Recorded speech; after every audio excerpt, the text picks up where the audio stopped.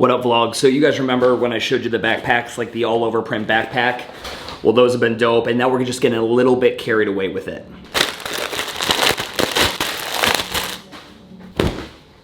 All over print fucking tee. This is just a little bit extra. I guess it's not even really all over print, it's more like half, like just the front, but will I wear it out in public? You're fucking right. So today's a lot of fun. I've got Chris Webster, my former videographer. He started his own podcast called Fitness Changed My Life, where he interviews people about how fitness changed their life. I get to be his first guest, so we're gonna record that here. And then I'm gonna go ahead and take the boosted board. I'm gonna go down to a new PT clinic that opened up in my hood, but it's by a guy that I've been fucking with for a long time now, Zach Long. A lot of you guys might know him as the Barbell Physio.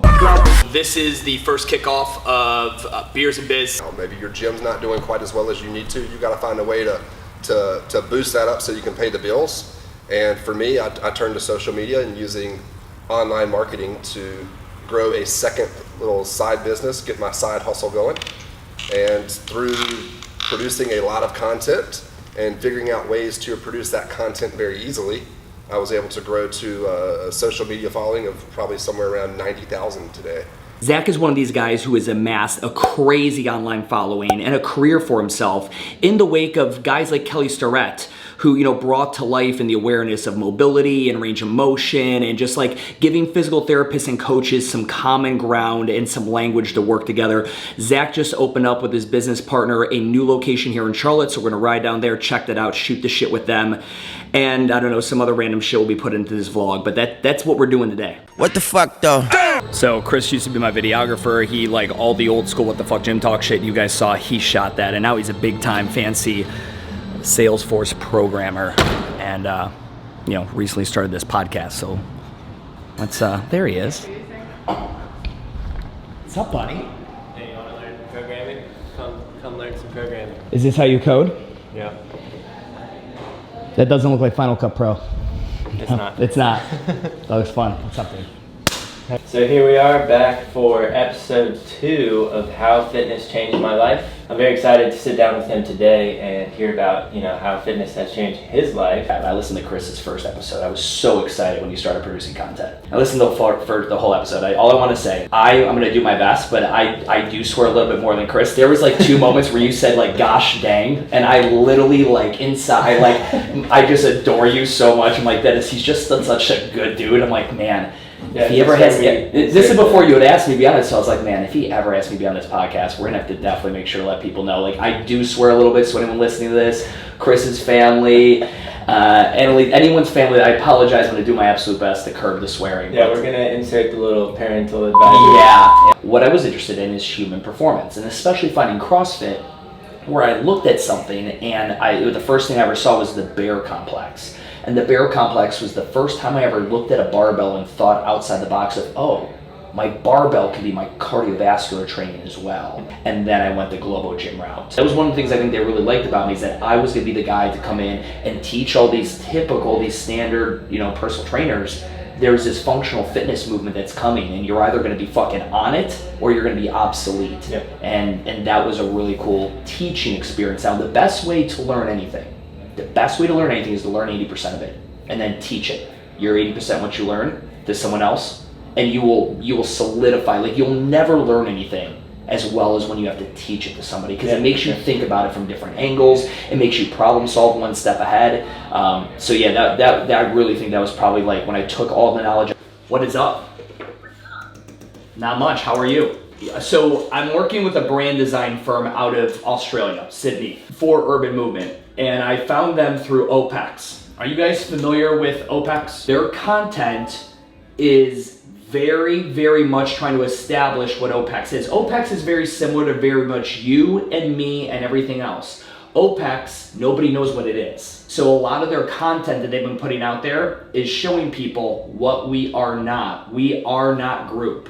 We are not this. We are not, with the trendy fitness thing. And by doing that, they are brand anchoring against what people know. And that is important. You do need the brand anchor against what people are familiar with. So by you saying we are not your cookie cutter cardio class, I don't want you to think that's taking away from your brand. Like me and Joe argue this all the time. He's like, Joe's like, Stu, if you constantly keep telling everyone that you're not CrossFit and not Orange Theory, you're just not telling them what you are. And I agree with him. It can't be your solidarity message. It has to be a part of the entire messaging platform. So I'm good with you guys telling people we are not these things. Don't come here if you're into this. Just make sure we sample it with, but we are these things.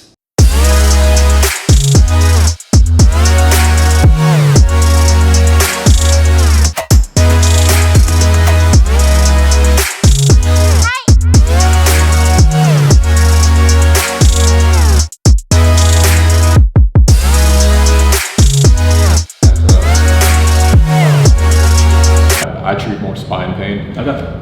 So in addition to like a lot of the fitness athletes that we see, I treat like jaw pain and headaches, things like that, that you don't typically think about with like physical therapy. Sure. And then TMJ, shit like that. Yep. All that. Yep. Headaches. And You then dry needle like right in the jaw. Is that like? Yep, is that that's a thing. That's a thing. That's a thing. Fuck. Yep. So this little guy right here. So if you like open up, you can feel that little gap right there. Drop a few down in there. Oh, You're like man. 2 inches in there. That sounds sketchy. Hurts so That'll wake you good. the Hurts fuck so up. good. I just did my first Orange Theory class. Yeah. My wife, and it was interesting on that model of like. So you wait in the there's reception like area, 20 people out in and the you reception pile area. up, and then once class is ready, the coach steps into the inside, be in there, and like the music's player, and he high fives everyone as they come in, and you instantly, you probably get, I think you get a card these days where it says whether you start at the row or the bike, you know where to go, so you just get on your treadmill or your rower and you get warmed up, and the people that are doing the weight room portion, it's a 3-tier model, weight room,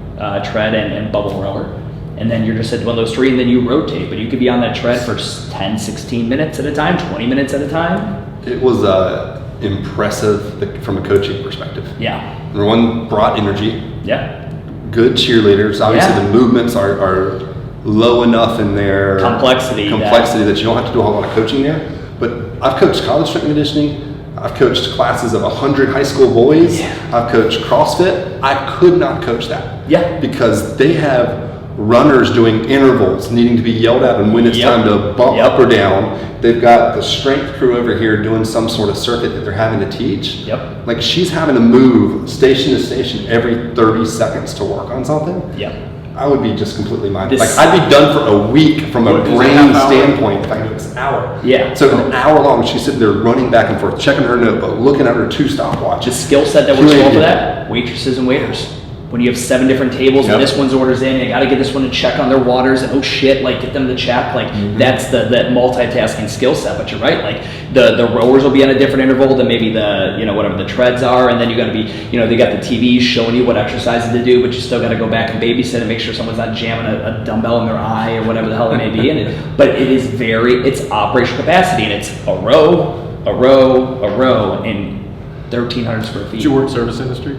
Ever? No, never. Yeah, I bartended, and it was. Do you think I could do that? Yeah. Hey, like what is on? Like, give me this. Give me the story of this of Onward.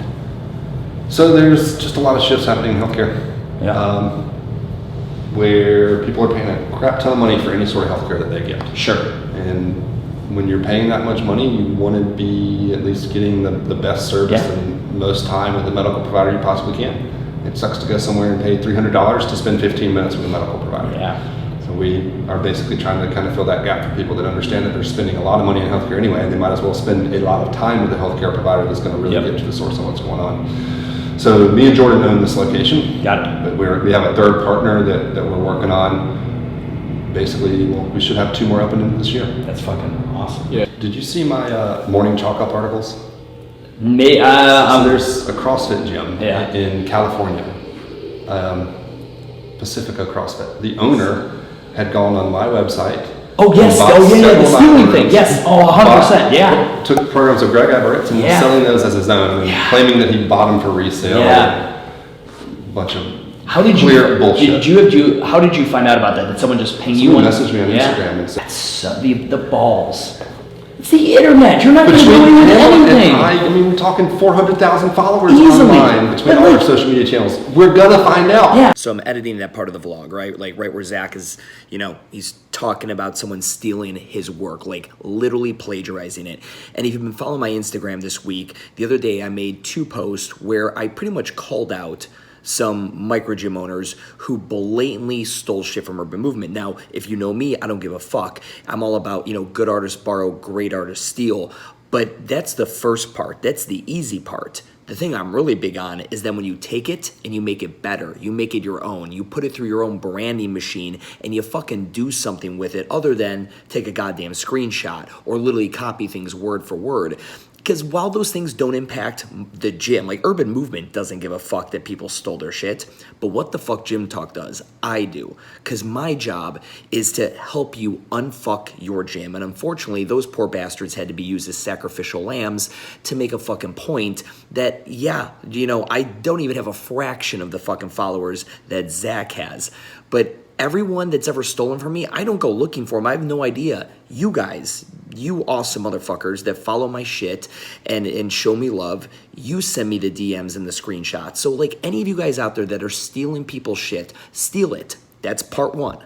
Part 2 is then taking it and running it through your own branding machine and making it better. Take my shit and make it better. Take anyone else's shit. Look at it, draw inspiration, then make it better, make it your own.